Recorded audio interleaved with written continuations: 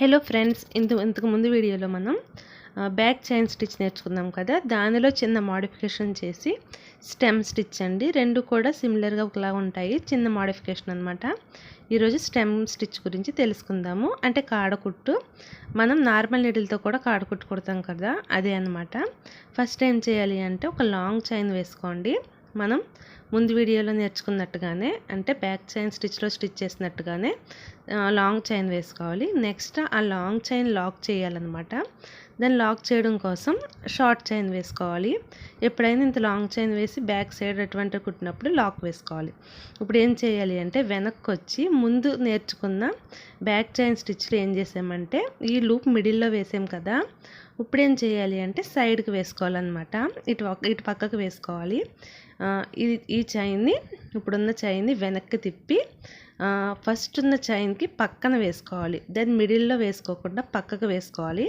పక్కకు వేసుకుని ఇప్పుడు ఏం చేయాలి అంటే ఈ చైన్ని బ్యాక్ పుల్ చేయాలి. అంటే మనం కుట్టే డైరెక్షన్కి ఈ విధంగా పుల్ చేసుకోవాలన్నమాట.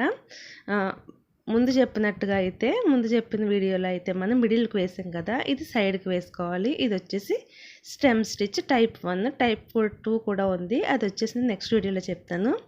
ఫస్ట్ లాంగ్ చైన్ వేసుకోవాలి. ముందు ఒక షార్ట్ చైన్ వేసుకొని ఈ లాంగ్ చైన్ పక్కనే ఇంకో చైన్ వేసుకోవాలి. మిడిల్కి వేసుకోండి. కరెక్ట్గా లాంగ్ చైన్కి మిడిల్కి వేసుకుని ఈ విధంగా బ్యాక్ పుల్ చేసుకోవాలి. మళ్ళీ ఒక లాంగ్ చైన్ వేసుకోవాలి. చూడండి, ఇక్కడ ఉంది కదా, ఇక్కడికి సగానికి వేసుకోవాలన్నమాట. మళ్ళీ ఒక లాంగ్ చైన్ వేసుకోవాలి. ఆ లాంగ్ చైన్ లాక్ వేసుకోవాలంటే షార్ట్ చైన్ వేసుకోవాలి. వెనక్కి రావాలి. వెనక్కి వచ్చి ఆ లాంగ్ చైన్ పక్కన ఇంకొక లాంగ్ చైన్ వేసుకుని దాన్ని వెనక్కి పుల్ చేయాలన్నమాట.